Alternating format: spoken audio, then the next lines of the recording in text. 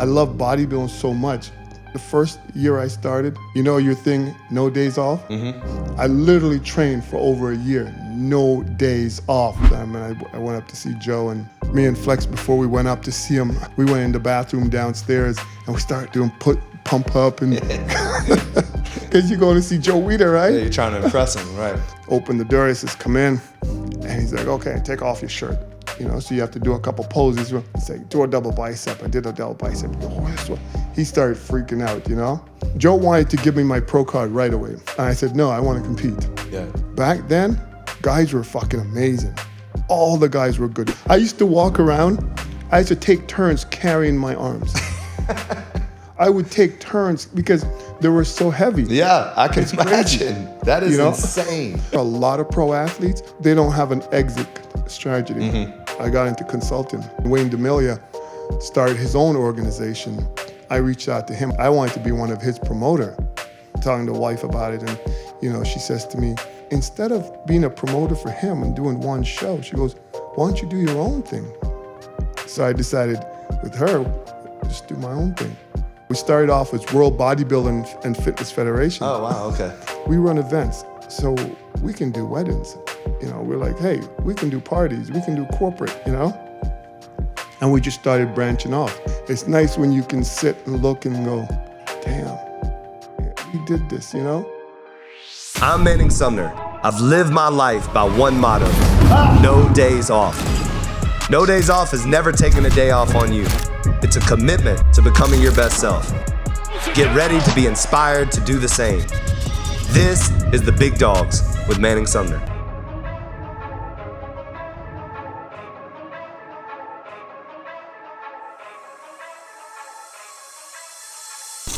All right. Well, Paul, thank you for coming on the Big Dawgs. You're certainly a big dog. I got to first start with, so I got to take this back because it's kind of surreal for me. So I was the kid that had all the Flex magazines and the Muscle and Fitness and the Muscular Development, like all those magazines, The real deal. Fitness RX, like all of them, like lined up. And I would pull out the big covers, and you were one of the main ones that I used to just be like in awe of. Like I was like, how is this guy that big? And then just watching the training and all that. So it's very surreal to have you here, because I promise you were one of the people that kind of inspired me to get into fitness. My dad was a natural bodybuilder. Oh, nice. So he obviously kind of started the journey. I never really got into bodybuilding, but because I was a football player. But as far as just like putting together programming and just, you know, just lifting weights in general, I felt like you were one of the best to ever do it. Hey, man, but you know what? You know, getting into bodybuilding, you were into bodybuilding. You just weren't into the competitive side of it. That's it. Exactly. Because I have a lot of my boys who, same thing. You know, they were bodybuilders. Like, I started off here in South Florida, and one of my buddies was Jordan Zimmerman. Okay.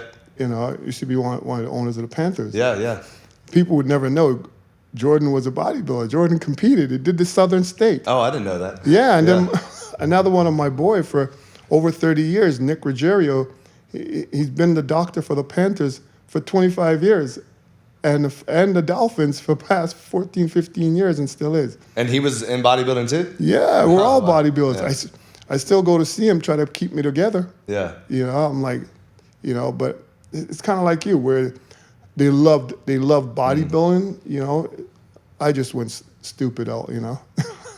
So take us back to that time. Like when did you start, and how long was the career? Dude, you know what? I started in bodybuilding because I loved wrestling. Really? Oh, I was a wrestling fanatic as a kid, man. I used to love, I don't know if you remember Tony Atlas. Oh, of course, yes. You know, and Jesse the Body used to call him Bony Tony because he had wicked arms, chest, shoulders, but the legs are, you know, more like a prisoner physique, you know? Yeah. I hope Tony don't see this and get mad at me, but no, I love me some Tony Atlas and Rocky Maravito, The Rock's dad, you know, Billy Superstar, Billy Graham, remember those guys? Oh, wow. Yeah, man, and it's like, so that's what got me into bodybuilding, you know. Now, you know what's crazy is When I first started, the first year I started, you know your thing, no days off? Mm-hmm. I literally trained for over a year, no days off. Wow. I've written about this in so many books, you know, and talk about it where when I was a kid, I loved bodybuilding so much. I didn't know what the hell I was doing, you know. I was eating cakes and ice cream, KFC, trying to gain weight. Yeah. Because I was always a skinny, muscular kid. Okay. You know, I was skinny but muscular. Yeah. And so to trying to gain weight, I thought that's what you did. Luckily, you know, I was 17 years old, so it didn't really matter what you eat. No fat stayed on me. Right. You know. Especially when you're working that hard. Yeah. Yeah, and I'm training every single day. I started off training at the YMCA, and man, I was so damn broke. I could even afford a membership at the YMCA. So I used to walk by, and they had a jogging track, and when no one was looking, I'd jump the fence. I jumped the fence and start running around the track to make it look like I was already there. Yeah. And then I would just sneak in and went downstairs where they had a gym. The gym back then was like, what the hell is this? But I didn't know any better. They had dumbbells, and they had remember those jungle gym? Uh-huh, yep. Yeah, they had a good one of those, and that's really where I started out, man, you know? And then did you start into lifting weights knowing that you wanted to have a bodybuilding career, or was it just you were just fascinated with lifting weights? No, I was just fascinated. I actually played pro ball. Okay. Yeah, you know, but bodybuilding has always been my love. You know, I loved how it looked. But I wanted my older brother to be the one to do it. Oh, really? Yeah. And, you know, he didn't pick it. He ended up getting involved, but after me, you know. And once I started, I was just like, man, I love this. I never wanted to stop. But I never thought about competing, you know. Like you were saying, I'd buy all the magazine and, you know, looking at Lou and Arnold. Arnold wasn't my favorite. Lou was my favorite. Okay. Yeah, well, I loved Lou Ferrigno, Robbie Robinson. These guys is who I looked up to, you know. And I was like, man, it's so crazy. But I never thought I could be that, you know. And after a couple of years of training, I met a gentleman by the name of Winston Robert, who, you know, he's like, man, you should compete, kid, you know. And I'm like, I'm 18 years old, almost 19, and he's telling me how good I am, but I have no damn clue what he's talking about, you know. Yeah. So after training for a couple of years, and he's still encouraging me to do it, but I didn't know how to diet for a competition either. You know, so I just started asking questions to people, you know. Man, my first competition, I did an article in Muscle Mag talking about the first time I competed, man, how crazy it was. I literally went on stage in my underwear. No way. I shit you not, man. It was like one of those Fruit of the Looms. Oh, you know? yeah. Yeah, man, it was crazy. Because they say you need to go and like, everyone's telling me what you have to wear, right? The craziest thing is, you know, they say you had to shave, and I didn't know what to do. And if you remember this thing called Nair. Of course, yeah. Dude, I Nair my body. Did you burn your skin off? I think we've all done that before. Dude, yeah. Man. I put Nair on my skin, get the hair off, but by then you're so blotchy. Then they tell me you have to paint your body. You know, because I'm biracial, so my skin is I'm high yellow, like a fucking banana. So they tell me, yeah, you need to get more darker, more brown. So I went out and buy paint. Like paint. Paint. Oh God. Dude, luckily I did not use this shit. But I was ready to paint myself. Someone has told me, no, dude, that's not what we need. That's not exactly what we mean. You know, and nowadays it's all fancy and they got guns to spray you and all that stuff. Back then it was just a brush, you know, it was just like, you know, so someone painted me and I did the competition. It was Mr. Montreal because I'm originally from Montreal, Canada. Okay. I did that. I think I won it or I took second, you know? And then I see the photos and I was like, oh my God, I didn't even know I looked that way, you know? And I just kind of kept going and, you know, keep looking at more. I started admiring more bodybuilders and seeing who I really like. And I loved Gary Stratham. You know, I don't know if you heard of him. Doesn't sound familiar. But. He, you remember when Vince McMahon started the WBF? Mm-hmm. Yeah. So Gary was the top guy that Vince signed. Okay.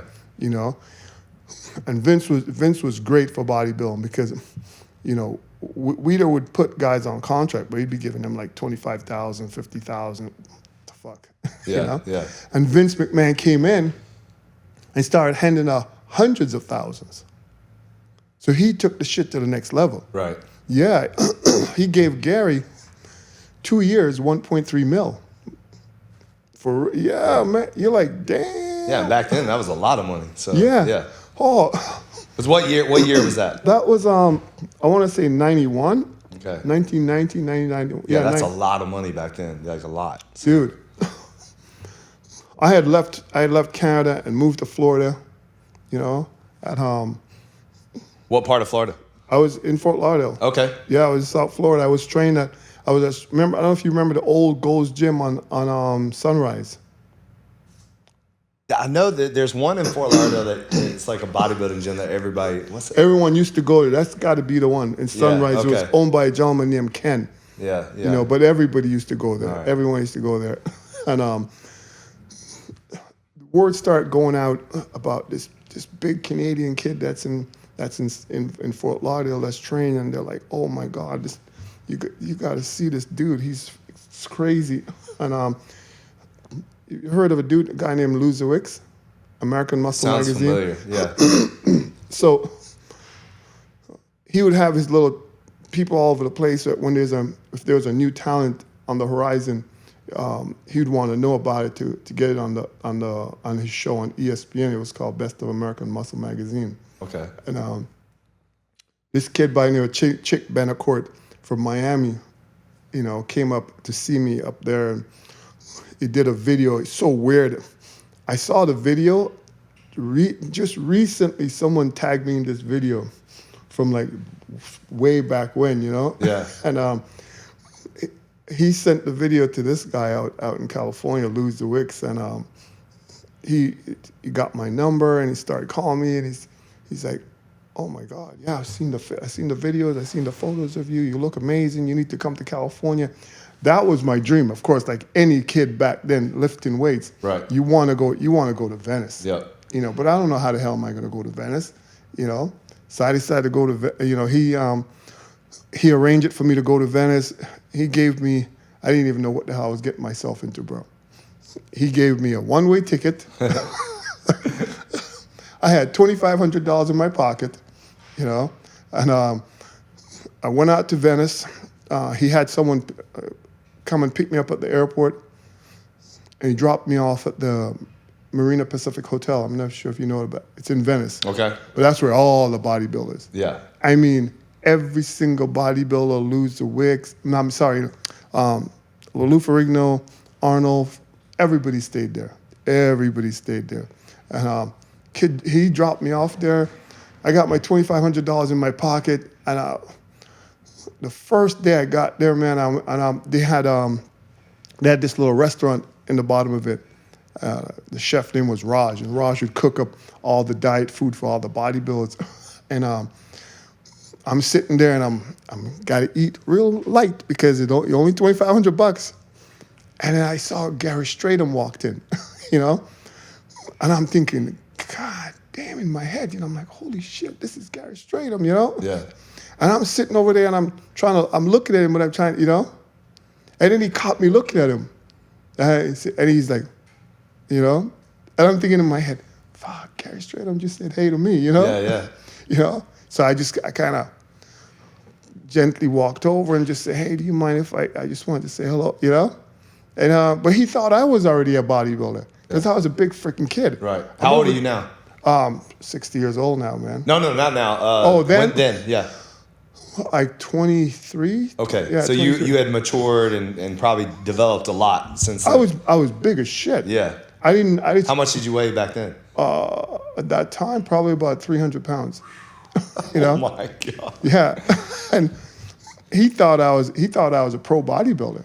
And that's huge for bodybuilding too. Oh Like, yeah, and I'm tall, dude. yeah. You know, I used to lie about my a lot height. of those bodybuilders are teeny. I used to lie about my height. I used to tell people I was 6'1", but I'm more like 6'3". Yeah. You know? No, you used to tower over everybody. Like, Yeah, tower. man. But I always thought that if they know how tall I am, they're gonna think I'm not that big, you know? So, but I met Gary Stratham and I was like, man, I can't believe I meet you. You know, we started talking, you know. I'm there for like 3 weeks now and my $2,500 is running out. And I'm like scared as shit. The gentleman back in Montreal who got me into competing, he knew Joe Weider personally because he was so heavily involved in the IFBB back then. And he said, I'm gonna give you Joe's number. You're gonna call his office and tell him that Winston Robert, that you're related to him. So I called Joe Weider's office. I got his secretary. I just tell her Winston Robert. I'm Winston Robert's nephew. He said for me to call to speak to Joe. And so imagine Joe Weider, you know? Yeah. He got on the phone. I'm shitting myself here. Come on, you know? Yeah, that's... I mean, all of us as kids, because back then, you know, now you have a million different supplement lines. Right, that was it. Then. That was it. Yeah. There was nothing else. Right. Yeah, I mean, this is the god of bodybuilding. Yeah. He came on the phone for me. Wow. Yeah, man, and you know, he talked to me for about 5 minutes, and he says, "I'm gonna give you back to Annalise," which was his assistant, and she's gonna set up an appointment. So she set up an appointment. The first time I decided I'm gonna go see him, I actually brought Flex Wheeler with me. Brought Flex Wheeler. We went. When did you meet Flex? I met Flex. Like training? I met Flex probably like within a month of being in California. I met Flex and Rico and Chris, and that's another story because they were Chris Cormier? Yeah. They were telling me they're like, man, we saw you training in the gym, and we were like, man, this motherfucker is huge. Yeah. And I used to wear all back then they had those big ugly painter pants, you know. Yep. They were like, there's no way he has legs. Yo, no way. He don't have any fucking legs. Especially as tall as you were. Yeah. They were probably, yeah. I mean, like if you ever talk to them, they'll laugh their ass off because they were like, we were all talking to each other saying, who the fuck is this guy? Yeah. But they're like, oh, he's some ex-Canadian football player, you know, come from Canada and he knows that. And then one day I was in the gym training legs, and then I took off the pants because I had on those spandex shit. Yeah.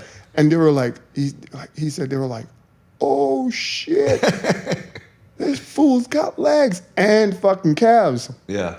Because I had a 24-inch calves. You know, and still have the small joints. So they were like, what the fuck is this? You know? So we all just, I don't even know how, but we all just became friends. You know, where me and Flex became roommate.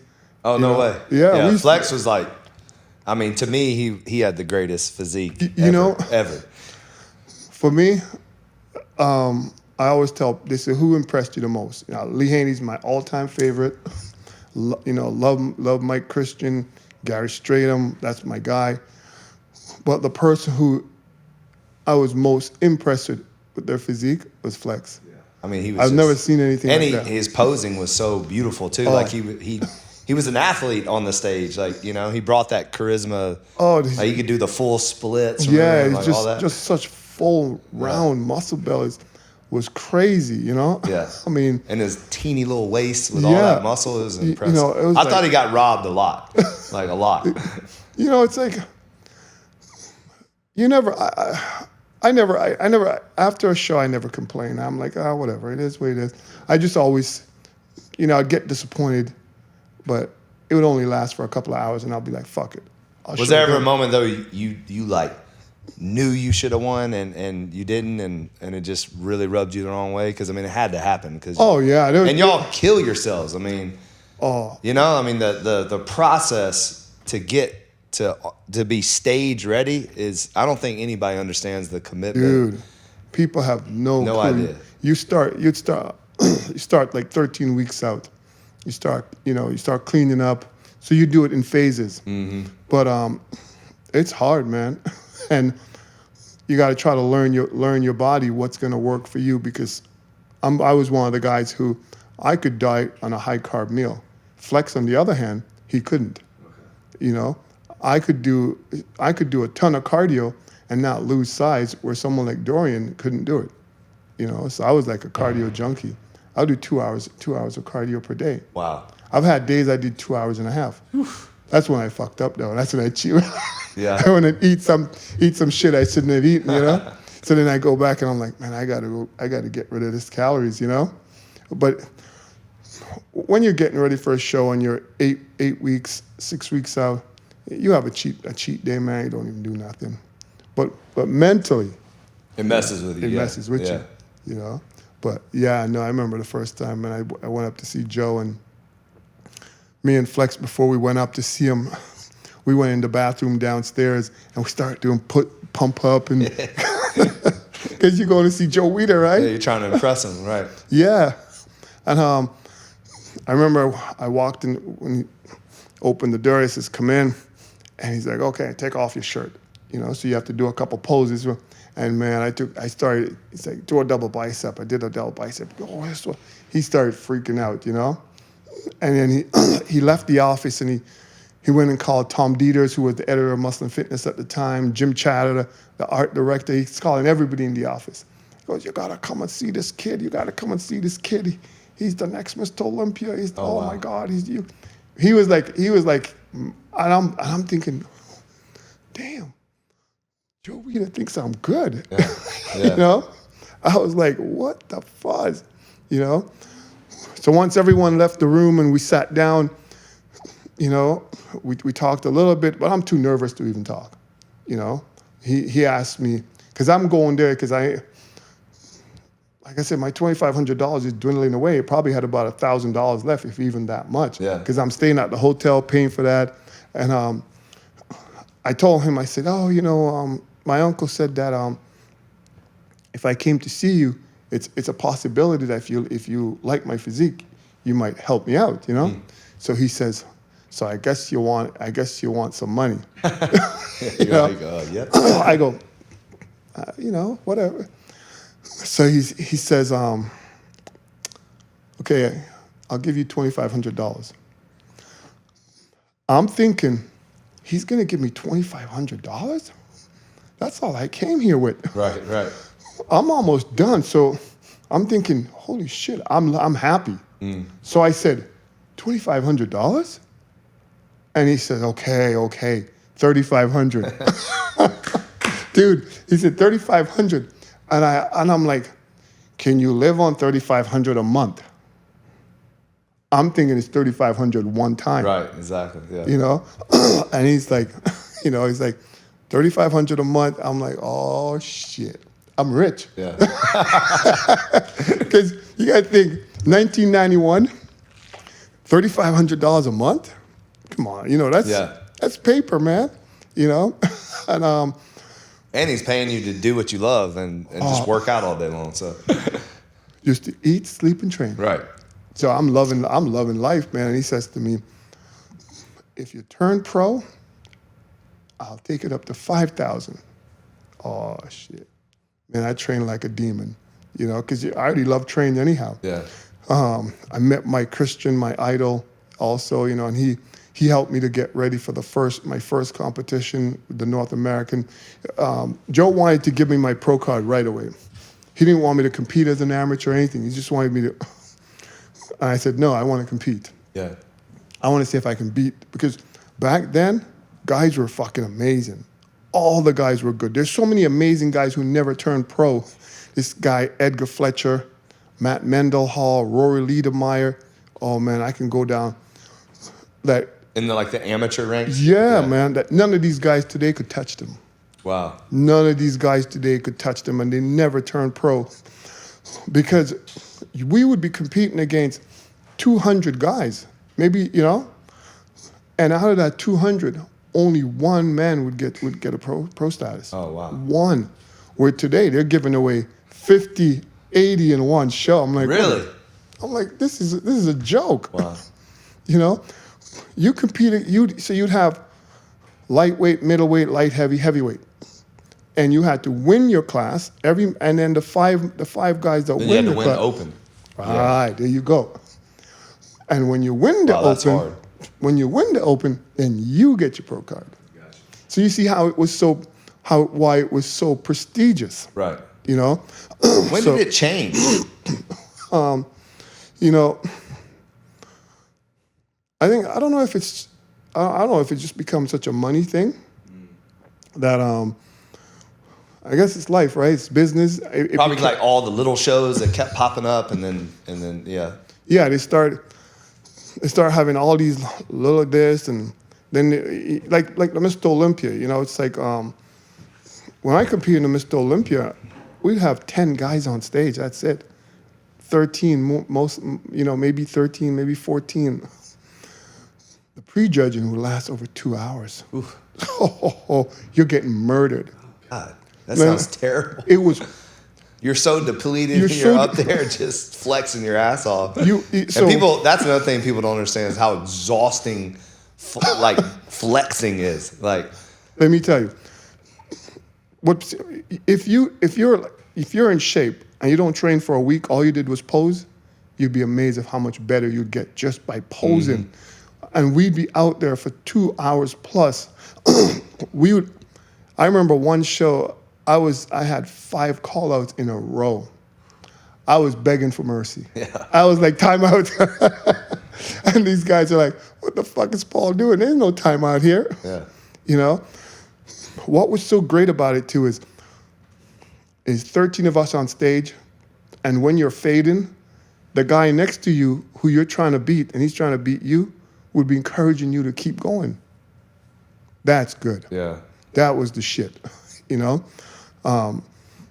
They don't have that today. Mr. Olympia today is Mr. Olympia physique, Mr. Olympia short, Mr. Olympia this, Mr. Olympia that. They've like broken it off in a bunch of different categories now, right? That's so watered down. Yeah. It's watered down. I'm like, I'm sorry, guys. Love me or hate me. I don't find any prestige in that. Well, this guy's only 5'4", and he's only 220 pounds. I'm like, you look at someone like Lee Priest, which is one of my boys. Oh, wow. That's like my best friend in bodybuilding. And we still tight. Yeah. Lee held his own. I don't care if he was going up against someone like myself at 6'3", 275 pounds. When Lee walks out, you didn't see Lee's height. You just knew, man, this motherfucker is good. Yeah. You know? His abdominal cage was crazy. Insane. And those arms. And how big he got in the offseason was comical.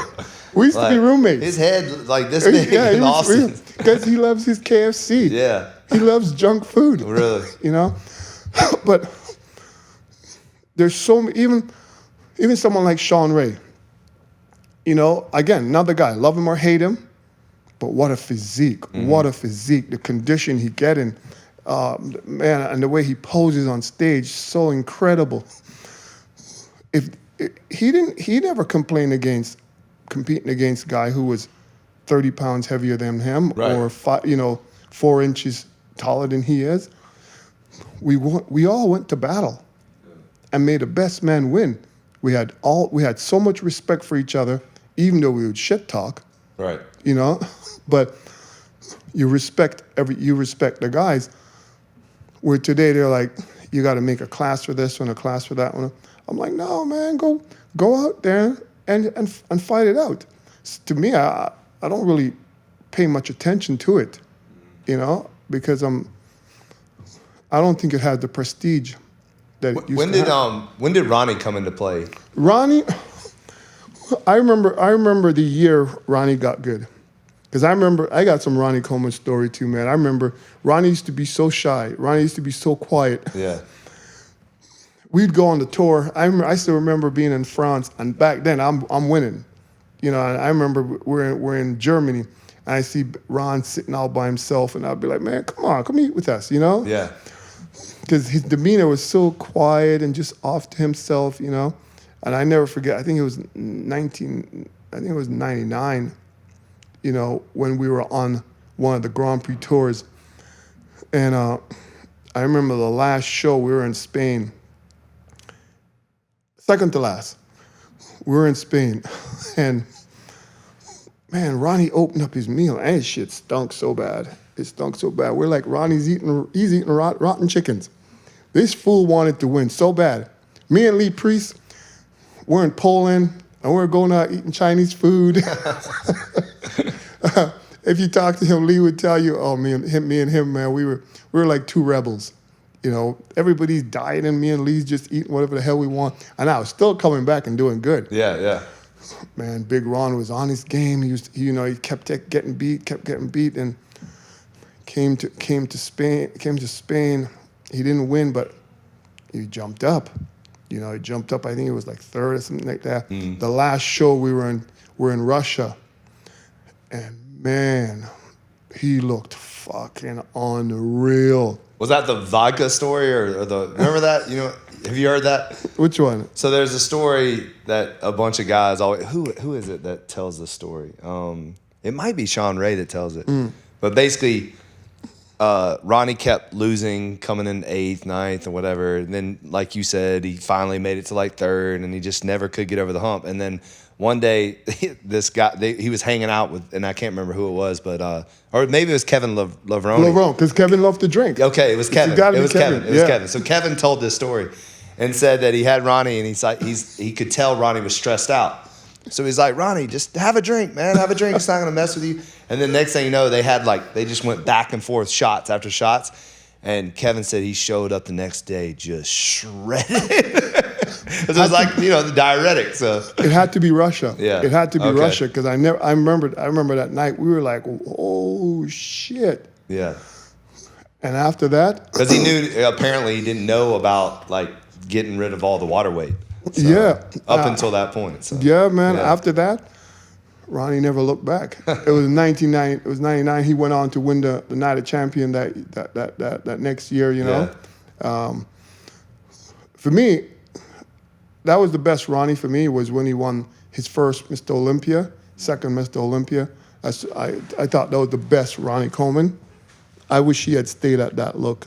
I thought that look was so, condition was so amazing. When did it, because I if I remember correctly, it shifted to like condition, you know, beautifully aesthetic, to like to your point, it was right after Ronnie won like the second or third time that then all of a sudden it was just how big and massive you could get. Like even for myself, I got caught up towards the end to wanting to be bigger. And if someone says, what do you think was your best condition? I said, my first Arnold Classic. Same thing with Flex Wheeler. His best condition, his best look for me.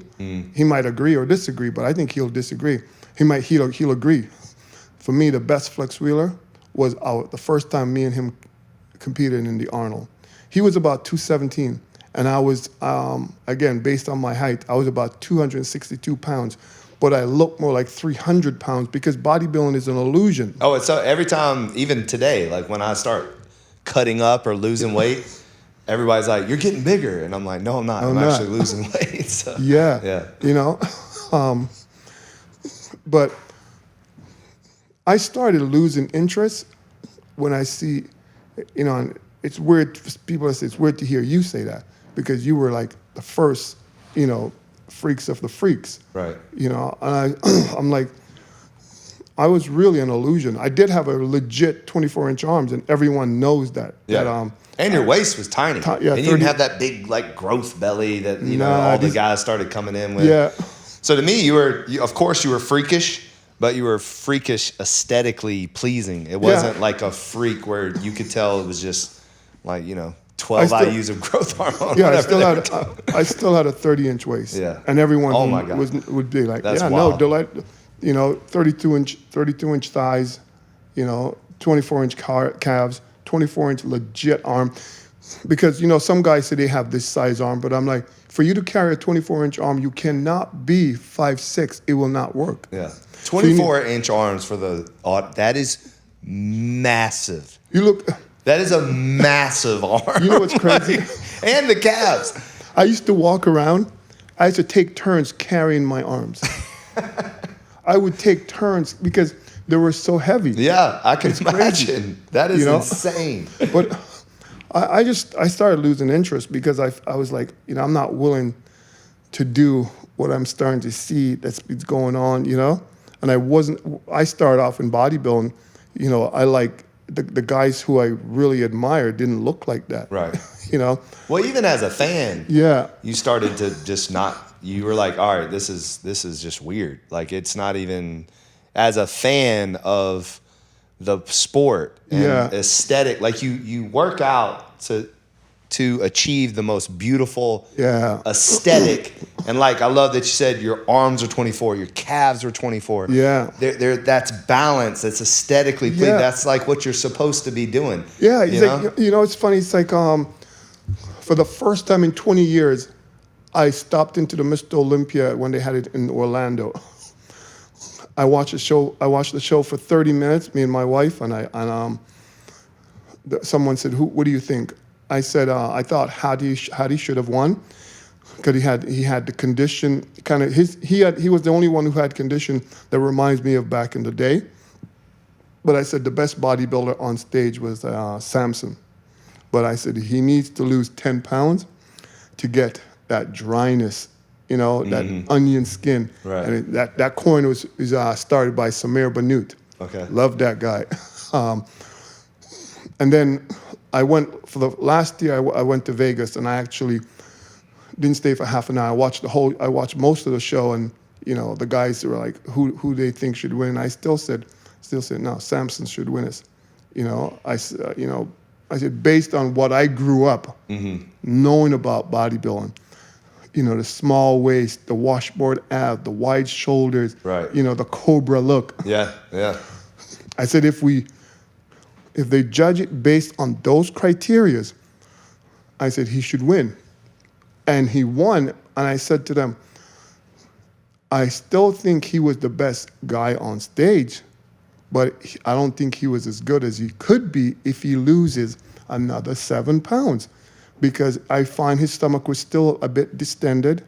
But I'm like, if he loses that 7 pounds, 8 pounds, I say no one can touch him, not even close. Yeah, but there'll be other guys who might be bigger, but they don't have his calf, they don't have his small knees, they don't have the quads with the flare, the hamstrings, the waist, the shoulders, the arms. He is a throwback, but he's playing the size game. Right. I'm like, no, man, play the balance game, play the condition game. Yeah. Be a true Mr. Olympia, be a leader, and let people say, no, that's bodybuilding. Too many guys I see on stage today, they look like old school powerlifters, you know, like my boy Bill Kazmaier. Bill Kazmaier was that was my guy. Yeah. Oh, I love Bill. So Bill had a 24-hour gym in Auburn, Alabama. So I played football at Auburn University. Yeah, oh, nice. And he had this old school 24-hour, you got your own key, and it was dirty as hell. You know, the weights were everywhere, you know, but it was like no AC, and you would just go in there and just real grind, you know, like blood and guts, bro. Yes, like blood. Hey, man, I'm telling you, dumbbells went up to like 220, like, you know what I mean? Like, it was just. It was massive. You're like, who lift this? Yeah. Check Bill out. And then, and back then, so all of us were like really into lifting, because I was like 240 playing football. Yeah. We'd go in there and just slang weight. It was so much fun. Because you could just drop the shit. Yeah, nobody cared. You could yell, scream, like, you know, it didn't matter. So. No powder puff. Yes. Yeah. This is real. This is, man, I can't believe the shit I see. I walk into gyms, and I see guys with their cell phone recording. I'm like, dude. While you're working. Dude, are you working out, or are you making a movie? Yeah, no. Now it's the tripod. You go into bodybuilding gyms, and there's 14 tripods, you know, out, and people are, and then I love the people that sit and they're on their phone, like right after the set. One set, and then they're texting. And then they're just, on their phone. It's crazy. You think Charles Glass would put up with that shit when we walk in? Yeah, no. Our old flip phone? Oh, my That shit God. has to go in the bag. Yeah, exactly. You better leave that in the car. Yep. Because this is... And not to mention, it was even... so when and again, I'm not comparing at all. Like, you obviously, you were freaking elite. But even as a novice, like, working out guy, right? That my dad taught me how to work out when I was, like I was doing curls when I was in, 3rd grade. You know what I mean? Like that. When I worked out, it was like a sporting event. It was like playing a football game. It was like you come in and like you lock in, tunnel vision. You didn't want to be messed with. And then you just went to war. It was like the weights were your enemy. Yeah.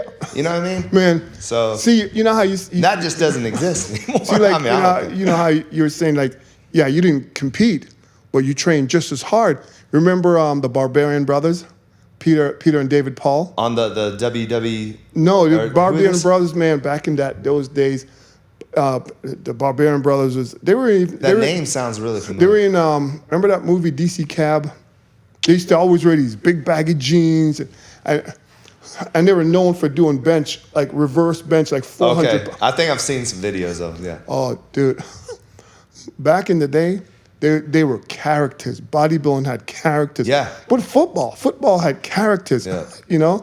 Like guys who you knew because they were such mean motherfuckers. Right. They go to, when they step on the field. Everybody's so damn sensitive now, so.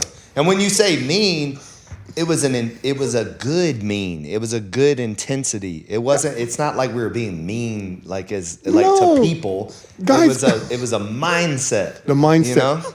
Guys get a sprained pinky, and they're out for a month. Right. Back then, guys got broken fingers. Tape it up. Yeah, we'd be bleeding in the gym and just going through it. So you're walking out and you're in so much pain. I remember laying on the floor at my house for like 2 weeks. But you still want to get up. You want to go. Today, it's like, no, I'm out for a month. I'm out for 2 months. Somebody's paying you? How much? Yeah. What a joke. But that's how I look at all sport today, man. I'm like, I don't really pay attention to much sport because... Well, the only sports now that I'm really, really interested in is fighting, is MMA and boxing, because those two sports... You can't fake it. You can't. I love the slapping too, bro. Yeah, and the slap stuff. Yeah, that's. I haven't really gotten into it yet. And the main reason is because I have a 5-year-old boy. Yeah. And so I don't really want to watch that in front of him because I feel like he'll be slapping people.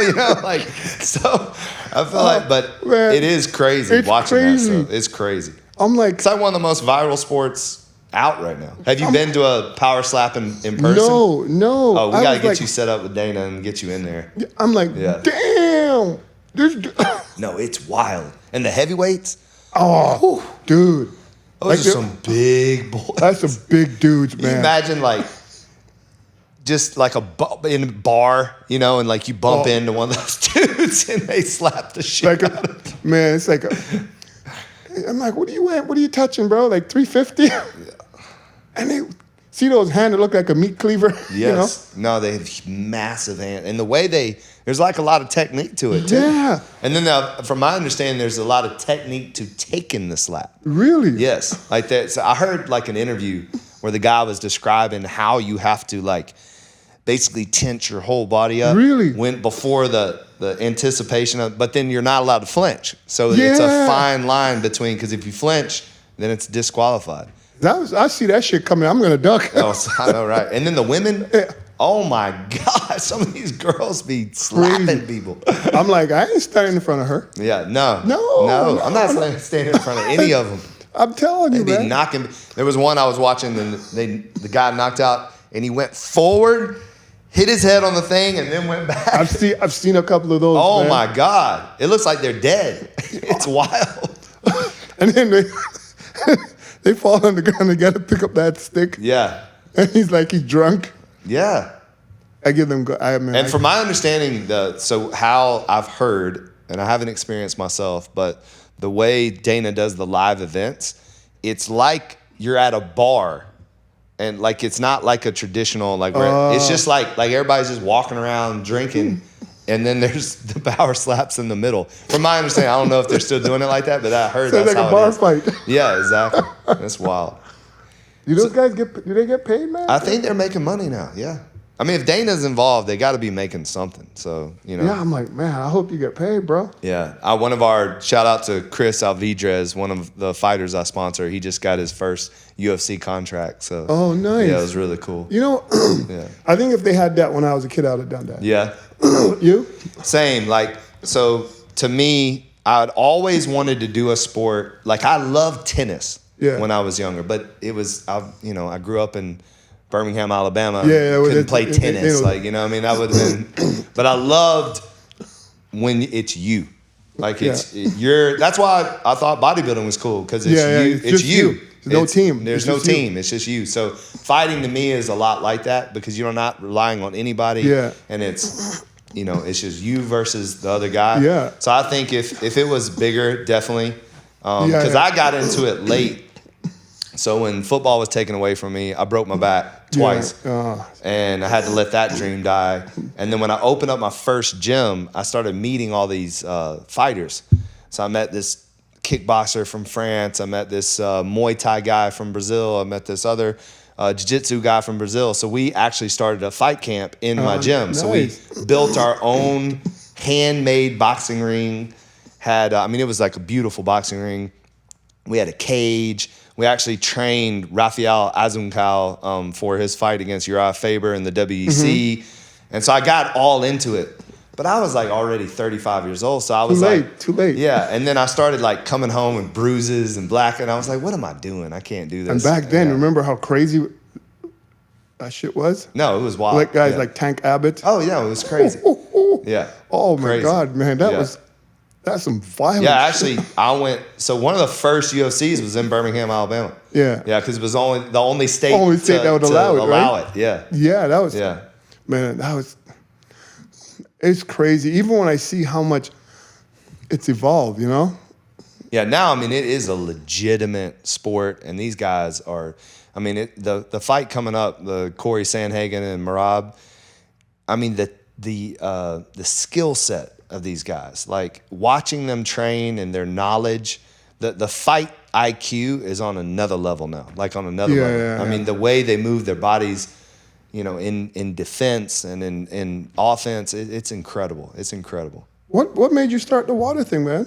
So I launched my gyms in 2008. Yeah. And when I did that, something inside of me always said that this was going to be bigger than a gym. Yeah. Because early on, I created this motto, no days off. No days off is never taking a day off on you. It's a commitment to becoming your best self. Yeah. And I knew that I needed something that went beyond a gym, that went beyond the gym walls, that people could attach to their lives. Yeah. And I had a client one time tell me, if you could make a pill that made them feel like you make me feel every day, you'll be a billionaire. So instead, I made a can. I made water instead of pill. But right around 2017, 18, Liquid Death came out. Mm-hmm. And I was extremely intrigued because I only drank water. But, when you're at a bar, you're at the gym, and you're drinking those plastic Zephyr Hills bottles, you feel kind of like a dork, and, you don't feel like, it's not very sexy, right? Like, it's just, plastic, whatever. So when Liquid Death came out, and you felt like you were holding a beer, and like I just thought it was cool, so I started drinking it. Well, then at one of the members that introduced me to it, he actually asked me to invest. So I got to see their deck, and I got to see all their marketing material, and got to see I think they were in like a Series B, and so I got to reading about it, and then it just dawned on me. I was like, because I didn't really buy into the death and murder, and then the water wasn't very good, so I actually tested the water myself, and it wasn't good water. So I was like, man, I think I can do this. I was like, I had the brand, I had the pit bull would be iconic on a can. I was gonna tell you, I love the can, man. Yeah, and then it was like kind of like the stars aligning. So we were raising money for my gyms, and my business partner Adam Siegel at the time, he was like, I got this guy in Jamaica that owns the largest food and beverage distribution in the English-speaking Caribbean in Jamaica. His name's William My Food. He owns Wasinko. They have a product called Wata. And he's like, I want you to meet him. I think he'd invest in the gyms. So he came to Miami from Jamaica because his family also lives here. Some of them live here. Yeah. And he toured my gyms. We went out to dinner a couple times. And then finally about like the 7th meeting, he's like, look, I'm not a gym guy. I don't even understand it. He goes, I'm a beverage guy. He goes, but I love your brand. I love the Pitbull. I love No Days Off. Have you ever thought about doing your own beverages? And then I was like, hell yeah, and then the three of us opened up a beverage company. And then, it was one of those things that I knew coming out of the wellness industry that what was in the can had to be special. Yeah. That if we were going to do this and we were going to compete against the Saratogas, the Fijis, the Vassas, the Aquapanas of the world, the Evians, the Mountain Valleys, these so-called premium waters, right? Sure, yeah. We had to have a better water. Otherwise, we wouldn't even stand a chance. Yeah. So we set out to do that. We actually hired these guys that did water in Venezuela for Pepsi for 20 years. And they had this like reverse osmosis. It looked like a container ship. Yeah. And it was a 7-step reverse osmosis system that would take the water down to 1 micron. Then you would hit it with ultraviolet light, ozone, and tonal pasteurization. And you're stripping all the impurities out. And then you test that water to make sure there's no contaminants. And then it took us like another 1.5 years to develop the electrolytes, essential minerals that go back into the water for that function, hydration, taste. And that's where the calcium, potassium, and magnesium come into play. A lot of people put salt in the water to give it a softness. Yeah. But we don't do that. We actually played around with these 3 essential minerals to give that soft palate, and that's why the still water tastes almost like milk. Like it's just a nice mouthfeel. I got to tell you, man, I asked you about it, man, because the first time I came here, it was almost like it was my wife's idea, to be honest. Most everything I do is my wife's idea, bro. But I came here, but it's kind of like her idea for me to pop in, and one of your guys, I'm a big water guy, When I competed, I was into water, but one of the guys, I don't know if you know Wayne DeMilia, he used to run the IFBB. Okay. And he was diagnosed with cancer like almost 30 years ago. They gave him 6 months to live. And I would talk to him, and he'd tell me how important it is to drink water. But I say, I drink water. He goes, but are you drinking the right water? Right. I go, what do you mean? Yeah. I go, water is water. He goes, nope, water is not water. And we hear that all the time. Yeah. That's something that I hear continuously. Like when I'm trying to sell my water, they're like, water's water. And I'm like, no, it's not. Yeah. And water is not water, but it also, if you have good water, what's the container? Yes. So we're living in a world right now, and this is what I saw an opportunity also, is that if you think about your premium waters today, most of them come from rivers, lakes, wells, waterfalls, Iceland, glaciers. And unfortunately, us as humans, we've polluted our world. So the days that you're going to get a fresh spring water, mountain water, is over. Like there's no such thing anymore. And we as humans fuck that up. So, and you're seeing that. You're seeing recalls of massive recalls. Perrier had fecal matter in their water. So you're hearing all this stuff. And I think that you're going ultimately, and that's what I feel like we're leading the way, is you're going to have a process. Even no matter where it comes from. Even if you get it from some special well, like I have a friend that told me he has some special well in Mexico City where that it's, the best water in the world. If it comes from the ground, then probably something bad is gonna be in it. So yeah. But yeah, I know, bro. I came and one of your guys asked me if I wanted, I said, yeah, I'll try the water. Yeah. Because I'm thinking, oh, okay. But I tried the sparkling water, dude, and what was most impressive for me, and someone might say, oh, Dillett's probably getting paid for this shit. No, I'm not. I wish he was paying me. He ain't pay me. He's not even giving me a cup of coffee. Did you want some? But I just thought it was so amazing. Like, you can't drink sparkling water like glug, glug, glug, glug. You can this one. Yes. Yeah. And that was intentional. And that was what got me. I was like, I could drink it like just if I was in the gym training and I'm super thirsty, I don't need to take a sip. I can guzzle it. Right. Are you a sparkling water person? I never used to be. Okay. So so how this came about is I love sparkling water, like the way it hits your mouth and whatever. But I hated the after effect. So I would have like a sip of Perrier or a sip of San Pellegrino or Saratoga, whatever, and the initial mouthfeel was fantastic. But then all of a sudden your stomach would feel bloated. You would have like a little bit of burpage, like, you know? But so I was like, I want to make a sparkling water that's more of a gentle carbonation. It is, man. And more of a refreshing feel. Yeah. And that's how we came up with that. And it was a lot of like testing too. It tastes almost like soft. Yeah. You know, I went home and tell my daughter, I'm like, I took 1 can home. You know, I told her, you got to taste this water. You got, you know, because she's like her dad. She loves water. Oh, that's great. You know, but the whole sparkling thing, my wife always, when we go out for dinner, I'll be drinking Diet Pop, and she's like, you need to stop drinking that. So then I finally decided to try sparkling water, and I'm like, oh, wow, this almost tastes like pop. Yeah, you know? yeah. So like my wife and my mom, so we have the mini cans. Yeah. And they actually take a still and a sparkling and mix it and then put a little lemon in there. Oh. And it's like their go-to kind of refreshing drink. Yeah, yeah. So, because they don't like as much bubble. And, but yeah, so one of our greatest compliments that I feel like is a lot of people say, I don't drink sparkling water except for yours. And I hear that all the time. So I'm telling you drink it, it's kind of hard to go back to the regular. Yeah. My dad is addicted. It's hilarious. Like, he's like, what? When I first came out of the water, about a month of him drinking it, he calls me up. He's like, what's in this water? And I'm like, and so I'm explaining. He goes, there's got to be something else in it. He goes, I'm addicted to it. He goes, there's something else in it. It was so funny. You know what's funny? Actually, the first time I saw your water, I didn't even see it. Again, go back to my wife is the one who saw it. So we run events at Kaseya. Yeah, let's definitely. I want to get into that too. Yeah, we run events there. So tell me a little bit about the events and when that started. Well, we've been doing concerts for a while. We just never talked about it. Okay. So we just kind of, it's just another part of our business. Like, we do concerts, we do weddings, bar mitzvahs. We're a full-on entertainment production company. And we got to do something here then. oh, dude.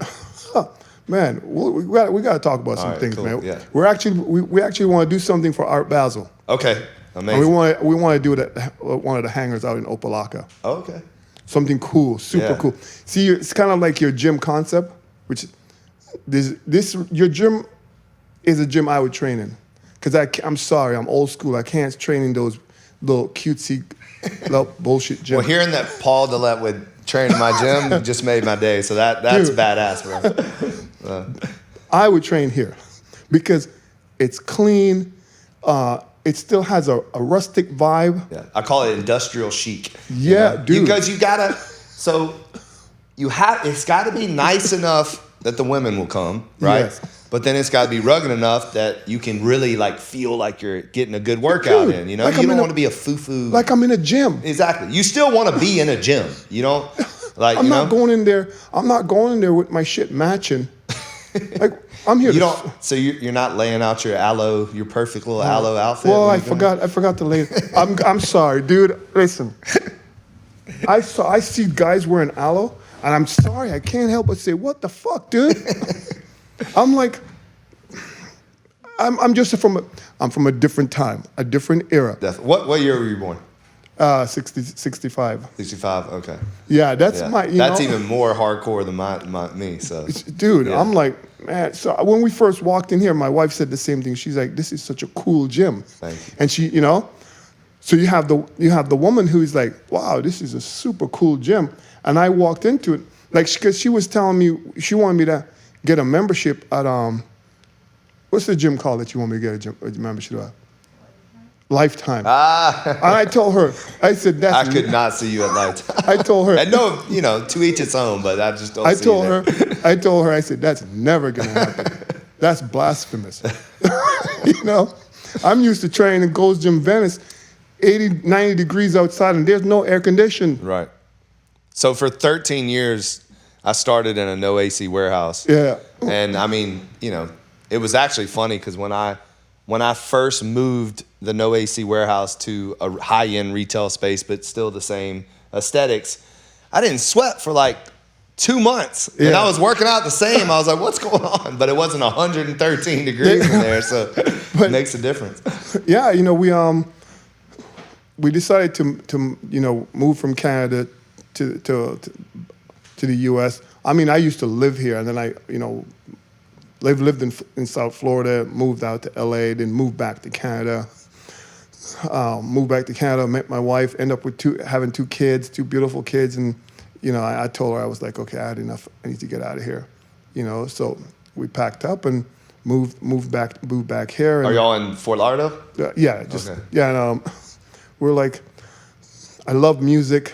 I was doing it before, so coming back here, we said, I told her I want to start doing concerts here. So I couldn't jump into Casella right away because they're gonna be like, "What the hell are you?" Yeah. So we do the smaller venues here, like we do James L. Knight Center. I love that space. It's great. Nice.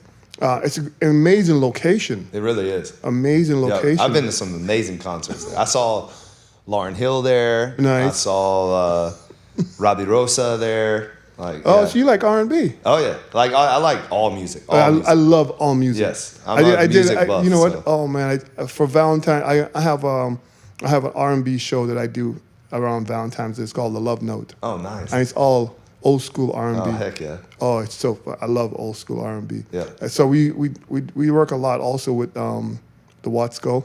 Okay. University of Miami campus. So we do a lot there, And then we do stuff international, like we worked with the O2 in London for over 15 years, Oh, wow. Yeah, so you do a lot of huge venues in different places, but, you go into a different market, you still got to prove yourself. Mm-hmm. It's like anything else. So would you be, and forgive me I'm just trying to wrap my head around like kind of what it is that you do. Is it like a Live Nation? Is that kind of? Oh, I wish I was a Live Nation. I actually hate Live Nation because Live Nation is Ticketmaster, and they have a monopoly on it. Exactly. No, I know. Monopolize the business. And I'm not trying to pigeonhole you into that, but I'm just trying to, like, as far as like, is it like that, or is it? So I'm an independent promoter. Okay. So it's like. So you're not like you promote the actual, but are you doing all the? We do everything. Everything. We do everything. Okay. So you are kind of like that, right? We do the production. Okay. We book the artists. We book the venues from A to Z. So there's no middleman. Yeah, I had the owner of Rolling Loud on, and that they do those massive events too. Oh yeah. Well, again, Rolling Loud do crazy. Yeah, but his story is incredible. I mean, he started out doing parties in his grandma's basement. And now he's the largest hip hop festival in the world. Yeah. And he literally started just because he loved music and he just wanted to throw a good party. Yeah. It was an awesome story. But you got to start somewhere. Yeah, exactly. What's funny? Who got me started into this whole concert thing is Nick Carter. No way. Hell yeah. Oh man, shout out to him. Because his wife is one of our models. She used to compete in our fitness events. Okay. Yeah. I always loved their music. My favorite song is I Want It That Way.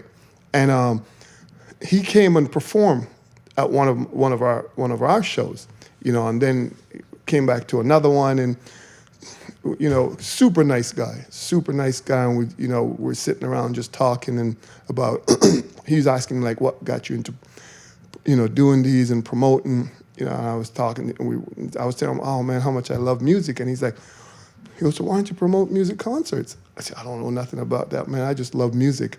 He's like, what's the difference?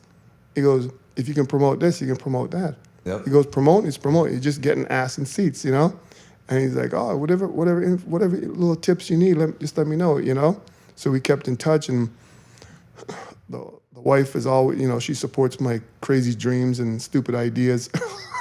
More than half of them don't fucking work out. Hey. But that's you don't take risks. What are you doing, right? No risk, no reward. No risk, no reward. And now it's like we went from doing small concerts to now we're selling out places like Kaseya. You know, we had two sellouts at Kaseya. We had a couple at Watsco.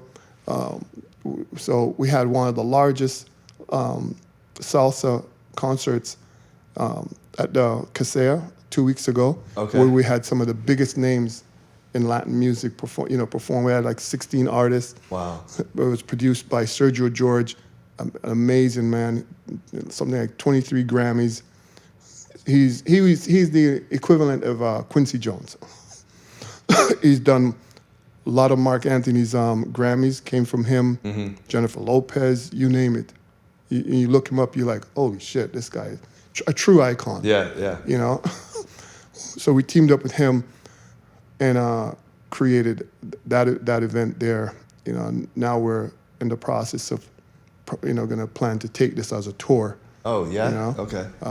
Through that, we have another partner here he's been in the Latin music industry for over 25 years. So I was doing hip hop and R&B concerts, and he does Latin. My lawyer, says, you're in South Florida, you should start getting into the Latin. Yes, definitely. Yeah. Oh man, it's definitely the right move. And so he knows that market. I know promotion, so we decide, and it's funny, again, it comes back to, people are going to say, this guy is crazy, but this was, when they brought this concert to me, the one with the huge, the big Latin concert, when they showed me the list of artists, I said, fuck this, I'm not in. This is going to be too expensive. My wife was always saying to me, you're crazy, don't do this. This was one concert that she said to me, you're going to think I'm crazy, but I think you should do this one. And I said, you think so? She said, yeah. So I said, okay, if you think, because she's right 80% of the time. I'm wrong 80% of the time. So we end up doing it. It turns into something, it's becoming something truly, truly special, From there, we met, are you familiar with Gente Decino? No. They're from here also. Okay. They sing that song Bailando. Oh, yeah. Okay. So we teamed up with them to do a 6-city tour with them. We were just at the Hertz Arena in Naples last week. We sold that out. Next we're doing the Yingling in Tampa. That's just over 10,000. Uh-huh. I'm pretty sure we'll sell that out. The Hertz is like 8,000. We sold that out. So we just been killing it, That's amazing. Yeah, man. It's like, it's hard to believe that a Canadian boy who was so broke that the broke kids thought I was broke, and now we're doing all this, And when did the transition happen? Like from when did you say, all right, I'm done with bodybuilding, and then how long did it take until you found like what I feel like now is kind of like your purpose moving forward? Like, because I'm sure there was a yeah, there was a discovery part. Like, what the hell am I gonna do? Like, well, I think I would say bodybuilding, but I think for a lot of pro athletes, they don't have an exit strategy. Mm-hmm. No, of course, seen it, yeah, right? Yeah. No, I actually sadly have witnessed it too many times. Yeah. And as we know, especially in football, if you get 5 years, it's a long time. Right. You're looking at 3 years, and unfortunately, we get involved when we're kids. I was about to say, I mean, if you start your career professional athlete at 23 and you have a nice run, which is average is 3.5 years, so 5 would be a good run. Yeah. Then you're only 28 years old, so you got your whole life ahead of you, and you better have Plan B. So what do you do now? Yeah, what do you do? So, and your whole identity is wrapped into that. So. Yeah. For mine, it's like once I was done, I was like, I got into consulting. What year did you stop bodybuilding? I think it was 1990 or 2000, maybe 2004, 2005-ish. Yeah. And that's when I just kind of hung it up, and I was like, I'm done. I got back in it because Paul Gardner from Muscle Tech had his guys approach me and wanted me to come back, but I didn't. I was like, fuck it, I'm done. But he made an offer that we couldn't refuse. So I came back, competed once, You know, the second year I did nothing. And on the second year, the same gentleman, Wayne DeMilia, started his own organization. And I reached out to him. I wanted to be one of his promoter. And talking to him, blah, blah, blah, and talking to the wife about it. And, you know, she says to me, you know, instead of being a promoter for him and doing one show, she goes, why don't you do your own thing? So I decided with her, just do my own thing, you know? So actually do a bodybuilding show? We started off as World Bodybuilding and Fitness Federation. Oh, wow, okay. We did the first one in Toronto, Canada. Man, I was so nervous. I was so scared. I had no clue what the hell I was doing because I was just a competitor. Right. I didn't know about the other side of it, you know? Yeah. Shit, but believe it or not, I think we had like 65 or 68 competitors, and we had people coming from different parts of the world. And for only having like 68 competitors, we had over 700 people in the audience. Yeah. Crazy. Yeah. The first show we did,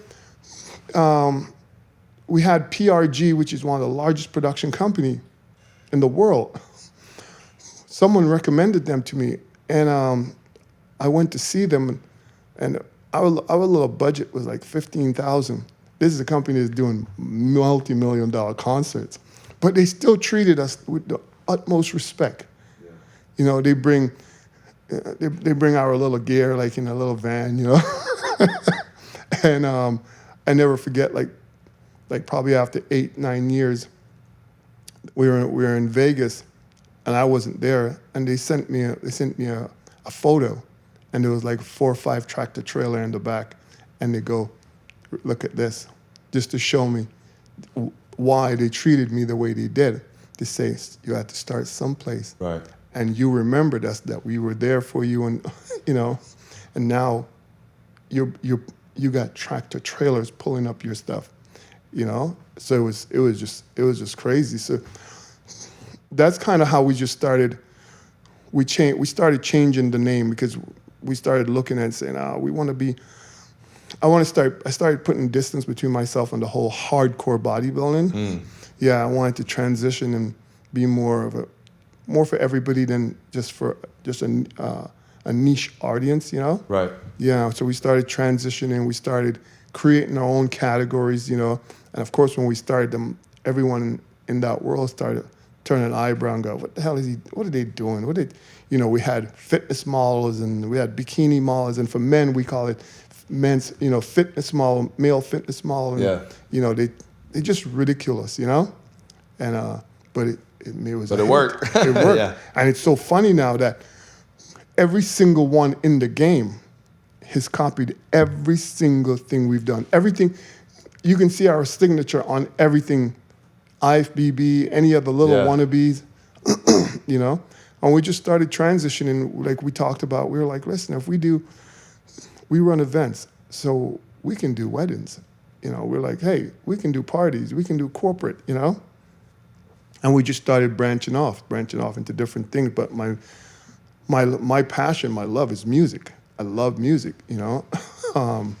So that's when we met Nick, you know, that was what just kind of get me the idea to start the whole music thing. And so you were already doing events, and then you met Nick, and then he planted that seed that like, why not do music? Why not do music? And it just that's where it just just blossomed from there, man. It just turned into something, and now it's just crazy when I watch the concerts, man, from up in the bleachers, you know, and kind of look down, and especially when you have a full house, you know, because not every concert or not every business is you're gonna have those days where you're gonna sit and go, what the fuck, right. You know, but it's nice when you can sit and look and go, damn, we did this, you know. What's the biggest like logistical nightmare when it comes to doing those massive events, say at the Kaseya Center? Like what do you find to be the most difficult thing? Well, it is challenging. It's a lot of moving parts. A lot of moving parts.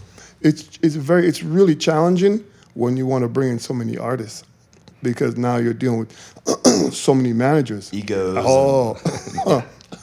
And who gets the biggest dressing room? Who wants this? Who wants that? Right. Like, just really stupid, silly things. And you know what? They want the green M&Ms instead of the red. You know what we noticed, too? It's not even the artist that eats these things. It's all the freaking Klingons. Yeah, I was about to say it's their entourage. Yeah. Yeah.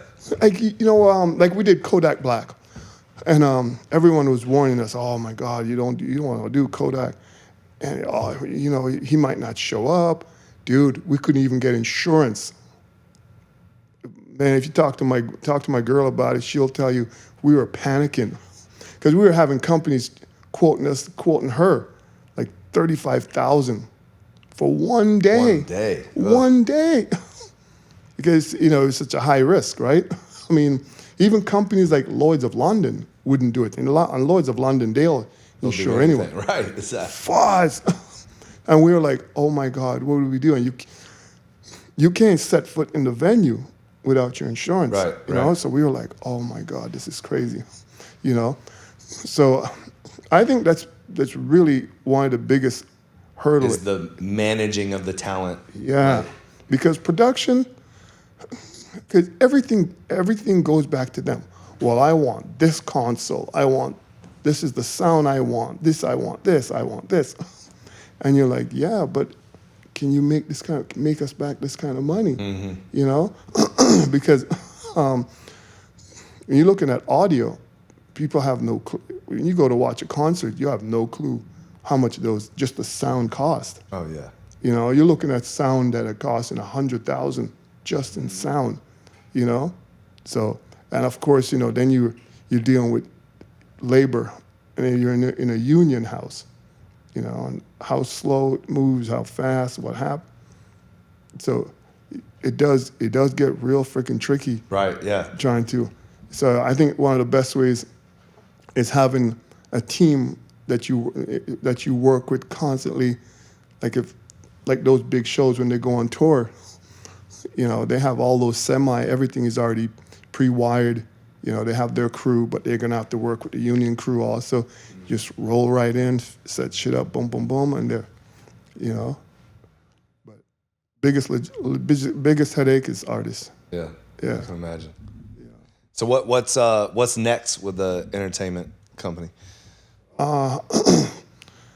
We have like I said, we have Tampa in November 8th. Then we have one of our fitness and fashion show December 13th in Atlantic City. So we're excited about that too. And so it's like, we're even just even like our fitness shows, we've transitioned them so much, where they're so heavily fashion. That's another thing I've always loved is fashion from I was a kid, man. I wanted to be a model. So it's you were a model, just you didn't model clothes. Yeah. Just a Speedo. So. Yeah. So it's like we've made it into where it's so heavily on just more like a more attainable physique. Mm-hmm. Something that's attainable. It's sustainable. Right. Where you don't have to be a yo-yo. And that's what we want is a more healthy. More like just a lifestyle. Yeah. Where a girl could say, "Oh my, wow, I love her physique." Mm-hmm. Well, guess what? You can get that physique. Where what I did, I'm sorry, the chances of you getting that are slim and none. Right. Yeah. Yeah. So that's how much we've transitioned from when we started to now, just incorporating the whole. Like we just did one of the largest fashion show here in Miami back in August at the Alfred DuPont building. Okay. Yeah, just crazy production, just make it something really, really spectacular. Yeah. So we're planning to keep that one here now. As I was telling you, we're going to try to make something happen for Art Basel. We're also involved in the swim week stuff. Okay. Yeah. So just kind of getting into a little bit of everything, Yeah, it sounds like. Yeah, man. Very diverse. Yeah. What's up? What's next for you? So we got Nashville opening up another one of these in Nashville in November. So we have like it's interesting. Like you start the build out and it feels like a turtle, like while you're building these things out, and then the last month is like go. So it's it really comes to life the last 30 days. So that's the stage that I'm at now. Yeah. How many locations you have here in Florida? So 7 Florida? here, Nice. and then this will be number one of our main kind of like opportunities to put a flag in the ground in another major city, which really helps you like take it to the next level. Because you know, a lot of times people are like, oh well, you know, you did it in South Florida, but can you do it elsewhere? So having the ability to put one in such a great growing city in Nashville, I think it's gonna. I actually think it's gonna be one of our best facilities. So. And it's gonna be beautiful. It's very similar to this, but a little bit more darker vibe. Oh, okay. I think it's gonna have more of like a billionaire basement vibe. So it's gonna be dope. But it's fun. I mean, I design all these things. And, nice. And love the process and love just creating stuff. See, that's me. I love production. Love that. I love production. I get the biggest kick out of creating a set, a stage, you know? Yeah. Like taking nothing and making it something. To me is such a like it just makes you come to life. Like it's like I love a blank canvas. Yes. You know, I just like going in. There's nothing. But if you saw this before I did this, you've been like, wow, like it was. It was a blank canvas. And I saw this as soon as I walked in. Yeah. So when I walked into this ugly ass, building warehouse before this was it, it's like.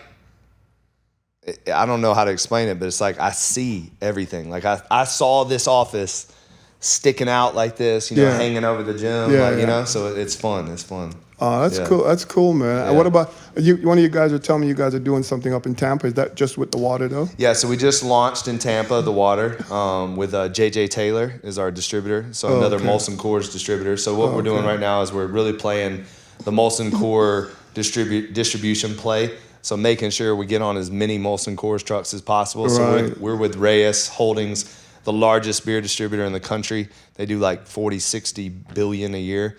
They're also the biggest McDonald's distributor. Okay. So they're Molson Coors. And they opened us up in, obviously here, Tennessee, Michigan, South Carolina, Virginia, D.C., and Maryland. Okay. So we're with them now, and then we're with Alabev in the state of Alabama. We're with Georgia Wholesale, which we launched on Monday. I fly to Atlanta. We launched the whole state of Georgia. Yeah. And then the goal is to kind of own the eastern I feel you. Coast, and then go to Texas, and then go to California. Oh, okay. Because California, basically, when you get to California, it's essentially the same as all the East Coast. That's how big California is. And when you're talking about water, it's just an absolute, like people care about the water. They need good water. Yeah. So it should do like really, really well once we get to the West Coast. Yeah. No, that's cool, man. Yeah. I mean, I was just in California not too long ago, man. It's like it used to be my favorite spot. You know? Yeah, it's changed a lot. Oh, dude. In a bad way. So it's I'm frustrating. good, right? I'm good here. Yeah. Right? Oh yeah. I'm like, it sucks because, like you said, I mean, LA used to be one of my favorite spots. Dude. Like favorite spot. I mean, the weather's perfect. Perfect weather. Perfect weather, and it's just so beautiful. It's one of the most beautiful places in the world, dude. And they're freaking destroying it. So 1 hour you're skiing. Yeah, literally. 1 hour. I mean, the hiking, then the beaches, and then just, I mean, it was just such a great place. But oh man, I was telling my girl, I remember like Santa Monica, the 3rd Street Promenade used to be so cool, man, just to be able to go and walk, hang out. Dude, now you're stepping over people, man. Yeah, no, it's sad. I mean, I was blown away. I took an Uber, and they kind of look like trailer park with like people's furniture on top. It was weird, and they were just lined up down the street with just homeless people everywhere. I was like, what is happening? It was crazy. I took my oldest daughter the first time, and we were staying in Beverly Hills, and she's like, I want to live in California. I go, this is not reality. Yeah, Beverly Hills is a little different. I was like, this is not reality. She wanted to go to her favorite grocery store that she see on TikTok. What's it called? Erewhon? Right? Erewhon? I'm not sure. Yeah. It's like a grocery store 10 times more expensive than Whole Foods. Oh, I've heard about that. Yeah. The water there is like $19 a bottle. Dude, listen. We went, myself, the wife, and her. They had a cheeseburger. I had a coffee and a croissant. And they had a cheeseburger and a smoothie. $160. That's insane. I'm like, that's wild. And you want to hear the crazy part? It was packed. Oh, I'm sure. Yeah. Yeah. And it's packed all day long. Wow. That is the crazy. That's the crazy part about it. You're like, what? And then they said, people have no money, and I'm like, they obviously have something. Like, how are they paying for it? I'm like, I don't get this. I'm like, where's this money coming from? Right. Because I'm like, who are these people shopping here? Yeah. That if you go there at 9 a.m., it's packed. If you go there at 6 p.m., good luck just trying to get into the line, get into it. Hey, God bless him, right? Yep, definitely. Just like you, man. This is amazing, man. I love the gym. Thank you. I love the water.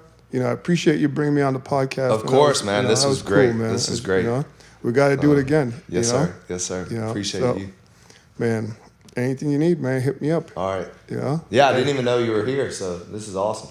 Yeah, so man. I'm right up the road. here. We have a location in Fort Lauderdale too. Oh yeah. Yep. Oh, okay. So I'll give you the address and you can check it out.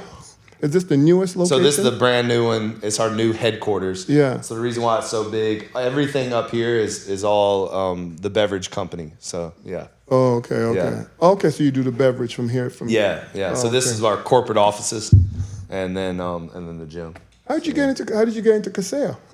So early on, I was like, all right, if I'm gonna compete in the premium water space, then I need to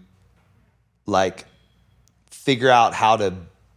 So as a startup, if I just said I'm premium, then people are gonna well, why? But I was like, if I attach myself to a premium brand, the 5th most Googled sports team in the world, then the association will immediately be like, oh, they're the real deal. So I used to train Joe Johnson and Mario Chalmers and a bunch of Heat staff, and a bunch of the Heat staff went to my gyms. So I asked them, hey, would you be interested in us becoming the official premium water? And they were like, oh man, we love y'all's brand. We love it. And so, after 17 meetings and getting approved by Levy, the concessionaire, we actually became the official premium water of the Miami Heat. And then we replaced Fiji and Perrier in the entire arena. And the first year we outsold Fiji by 3x, and the second year by 6x. So, and I truly believe it's because when people are sitting courtside drinking our water, it creates this sense of FOMO, sense of curiosity, but if somebody's sitting courtside drinking a Fiji, nobody cares, So, but it's just, again, it's it's one of those things. Like I said, if you drink the water, you're like, oh man, that water is really good. I like it. Yeah, we're like Fiji. You're like, yeah, I'm not. It's good water, but it's it doesn't. And the thing is, the longer you drink my water, the more you realize how good it is. So even I didn't even realize it until the first time I traveled. After making my water, I had to drink, something in the airport. And when I did, I was like, ugh. I was like, this is disgusting. And the light bulb went off. But we're finally in the airport.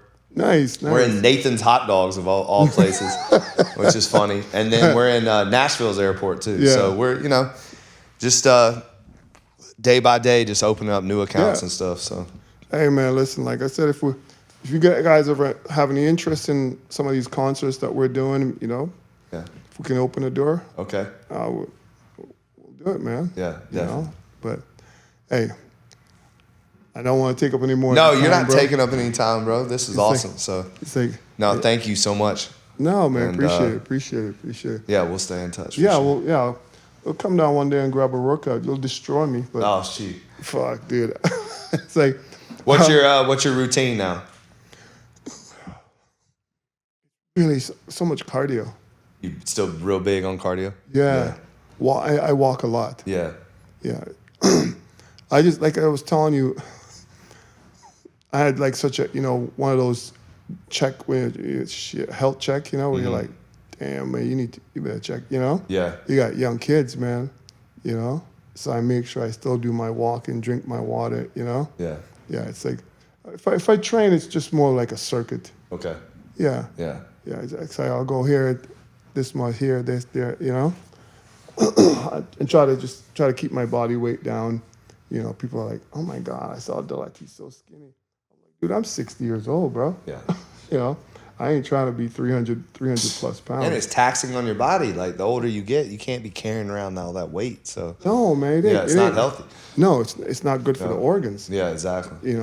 I see some of these dudes, and I'm like, man, we the same age, bro. You look like you're like big as a house still. Yeah. Where I don't feel the need. I don't have anything to prove. It's like someone. Well, obviously, like, you were one of the best to ever do it, so there's no reason to. When people talk shit, I'm like, listen, Google me, bitch. Yeah, exactly. You're like, that shit ain't going nowhere. Yeah. It's like, but I noticed Dorian's very small now too. So. Oh yeah. Oh yeah. I see. That's smart. Right. Lavrone, same thing. Yeah. You gotta as you get older, you wanna shed that. Yeah, weight. I've even experienced lately, like you feel better just lean, and like you said, doing a lot of walking. It's like good for the mind, good for the soul. Like it's just that you're in a better headspace when you're like that. So. Yeah. If I put on my headphones, man, I can walk for as long as Yeah. Yeah, I just put on the music I like, because you put on the music you like and you start thinking, right? Yeah. And your ideas come to you then. Yes. Some of my best ideas is just going for a walk. Yeah. Because it's like even if I'm on a treadmill or a bike, I don't even see what's in front of me, because I have my music going and my mind is like, so I might be sitting here just staring. I look like I'm staring at this, but I'm not. It's just because you're so deep into in the thought, right? Yeah, because it's like, Is there an artist that you like is on your kind of bucket list to work with? I love Chris Brown. Okay. I love Chris Brown, but Chris Brown just got too damn expensive, boy. Well, what's funny about that is what I thought is, he just did the show at the Miami Marlins Stadium, and I thought it was like done like weird because the stadium was filled, but the floor seats looked empty, so it was weird. Like, and I think it was because the price, all these, to your point earlier, all these freaking Monopoly where they jacked them. So and I don't know if you saw Zach Bryan.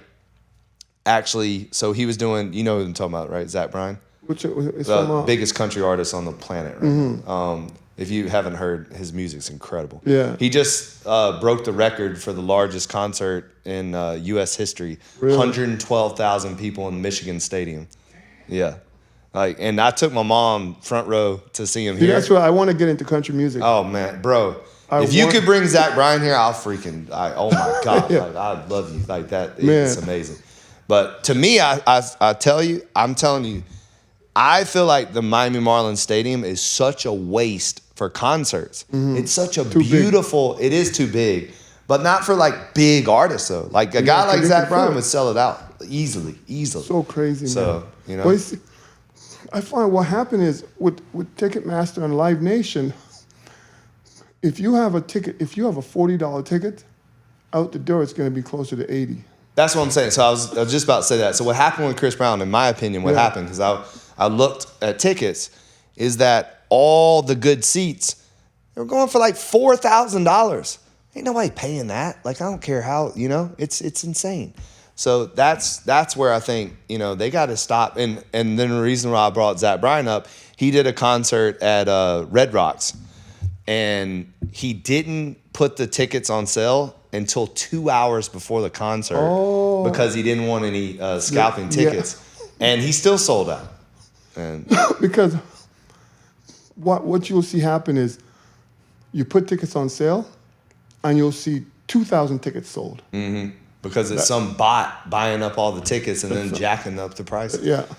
That, to me, that has to stop, or it's going to be a problem. Yeah, so between Ticketmaster and those guys on their fees, and then these guys buying up all the tickets, it also messes up the promoter really bad too. Mm-hmm. Because then what happened is, doesn't it mess up the artist too? Messes everyone up.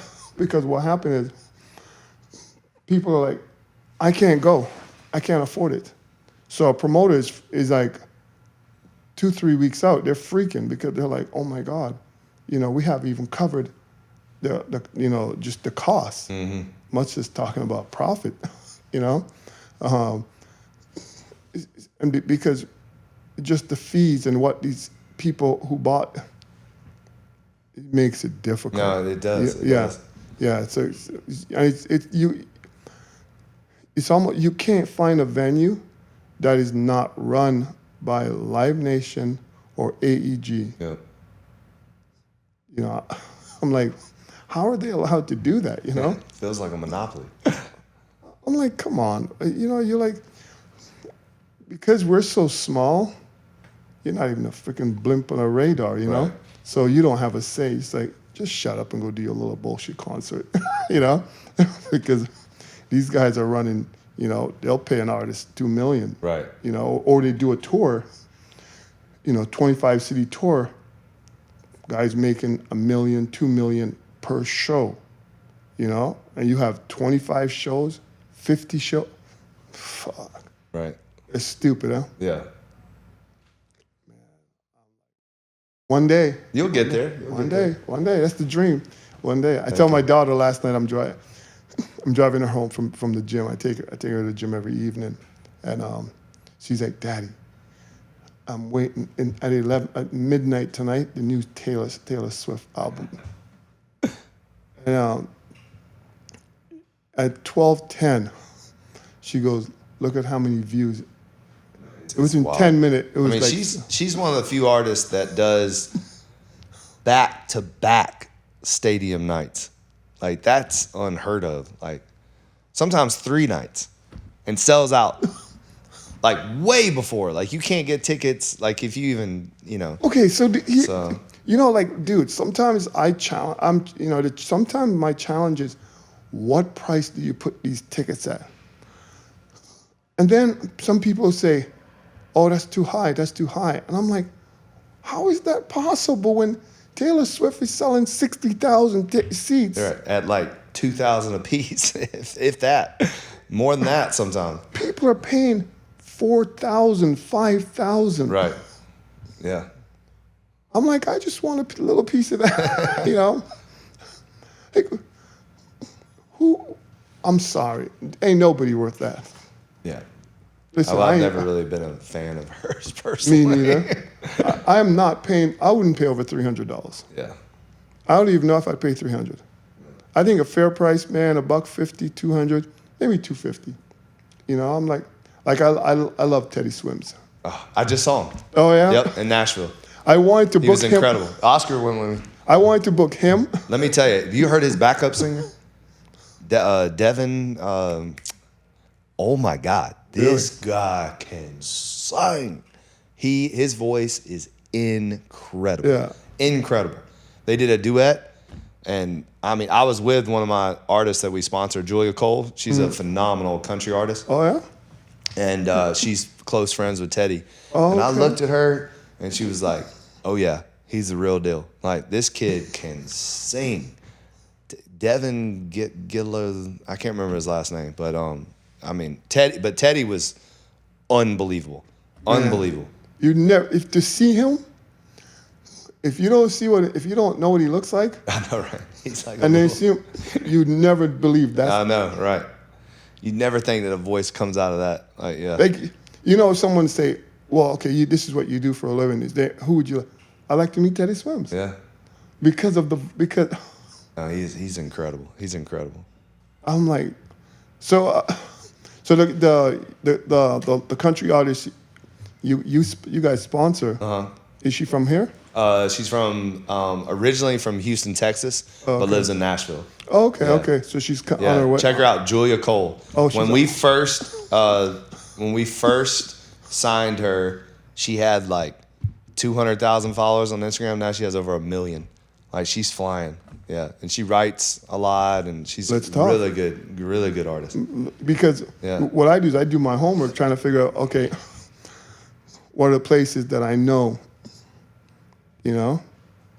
like, someone like country music, man, it's just big just about anywhere. But you have to, certain artists are big in certain pockets. Yep, true.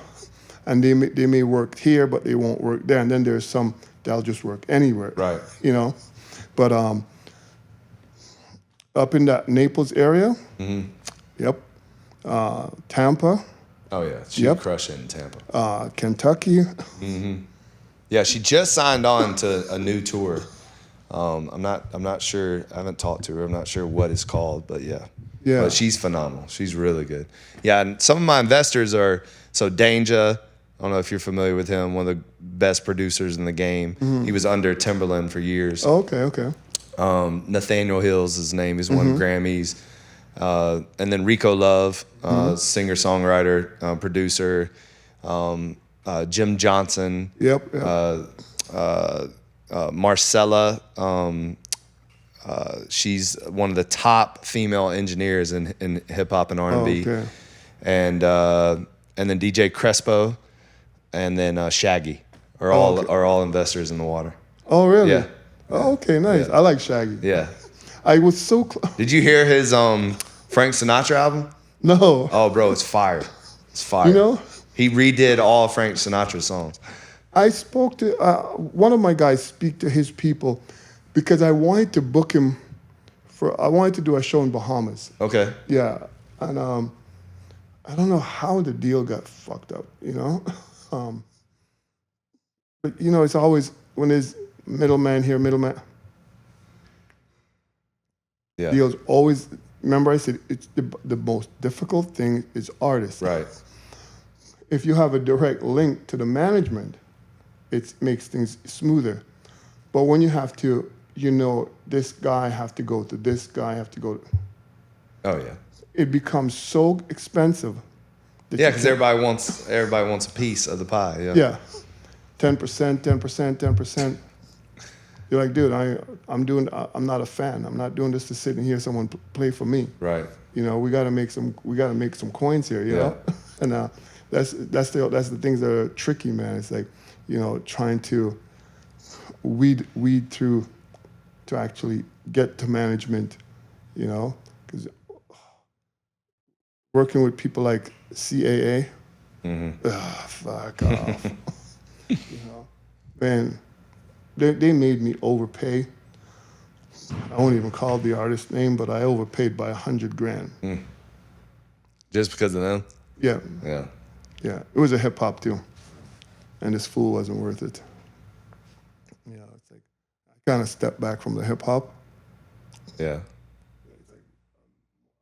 Now it's more R&B and the Latin stuff, but I love country. Yeah. Well, country's on the rise for sure. Yeah, definitely. Dude.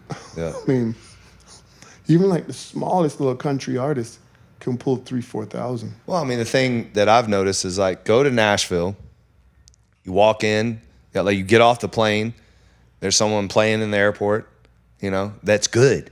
You know what I mean? Then you get to your hotel, there's someone in the lobby playing, and they're good. Then you go eat lunch, there's somebody playing, they're good. Like, it's incredible. There's so much talent everywhere in Nashville. It's one of those, you're like, Yeah, I know, right? You know? There was this kid at the airport that on my way home. that was like, he was incredible. And he's playing in some airport bar, you know? Because you know what? It's one of those things where you're like, why don't I just say, you're going to open. This show has nothing to do with country. Mm-hmm. But if you can impress that crowd.